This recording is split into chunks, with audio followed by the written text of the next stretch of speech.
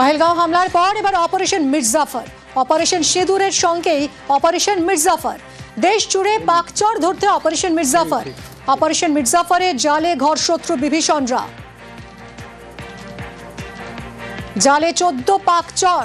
পাঞ্জাব হরিয়ানায় ছড়িয়ে রয়েছে পাকচরের চক্র। পাঞ্জাব পুলিশের জালে 8 জন পাকচর। পাকচর সন্দেহে হরিয়ানায় গ্রেফতার 6 জন।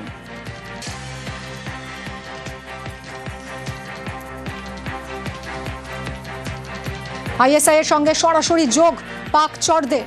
পহেলগাঁও হামলার পর এবার অপারেশন মির্জাফর, অপারেশন সিঁদুরের সঙ্গে অপারেশন মির্জাফর।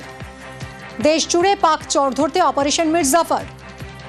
অপারেশন মির্জাফরের জালে ঘরশত্রু বিভীষণরা।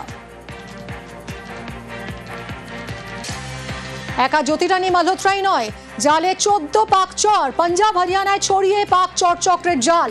পাঞ্জাব পুলিশের জালে 8 জন পাকচর।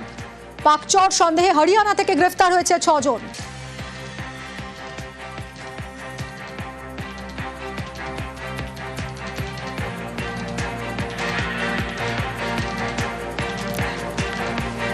পহেলগাঁও হামলার পর এবার অপারেশন মির্জাফর। এই চরদের ধরতেই অপারেশন মির্জাফর। ঘরশত্রু বিভীষণ, যারা দেশের খবর, দেশের ইন্টেলিজেন্স, মিলিটারি সিক্রেসি যারা পাকিস্তানে পৌঁছে দিয়েছে, এই চর ধরতেই এবার অপারেশন মির্জাফর। আরো বিস্তারিত জানাবে অতনু রয়েছে আমার সঙ্গে। অতনু,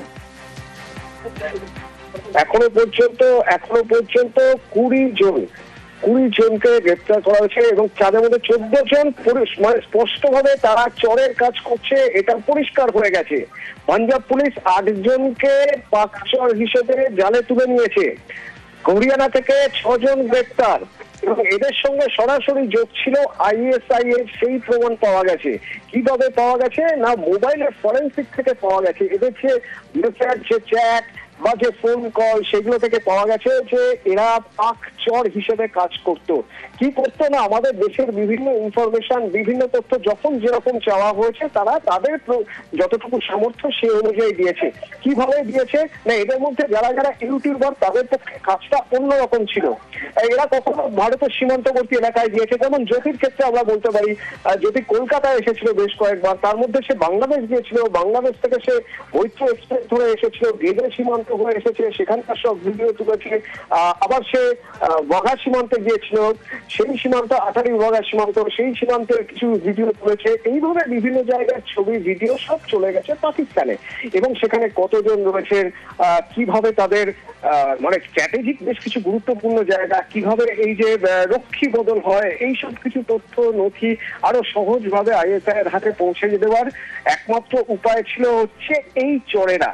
এই যে চর, 14 জন পাকচর, এরা দীর্ঘদিন ধরে কাজ করছিল বলে জানা যাচ্ছে এখনো পর্যন্ত। এদের ধরা গেল কিভাবে না, এদের ধরা গেল প্রথম যে সন্দেহ হয় 22 তারিখের পর, প্রথম সন্দেহ হয় গোয়েন্দাদের যে ভিতরের কেউ আমাদের দেশের খবর বাইরে দিচ্ছে। তা না হলে এত সহজভাবে বৈশারানায় কতজন রয়েছে পর্যটক, কোন জায়গায় পর্যটক কম রয়েছে, কোন ভ্যালিতে পর্যটক বেশি রয়েছে, এসব খবর কিভাবে বেরোচ্ছে। প্যানগাঁও তার আগেই গিয়েছিল, সেখানে জ্যোতি, আরো কয়েকজন ইউটিউবার সেখানে গিয়েছিল। কোথায় ভিড় বেশি সেইখানে মারতে হবে। যখন জঙ্গিরা এরকম প্ল্যান করছে, সেই প্ল্যানের পিছনে তাহলে এদের হাত রয়েছে। এবার তারা কারা? 29 তারিখ থেকে শুরু হয় অপারেশন মির্জাফর।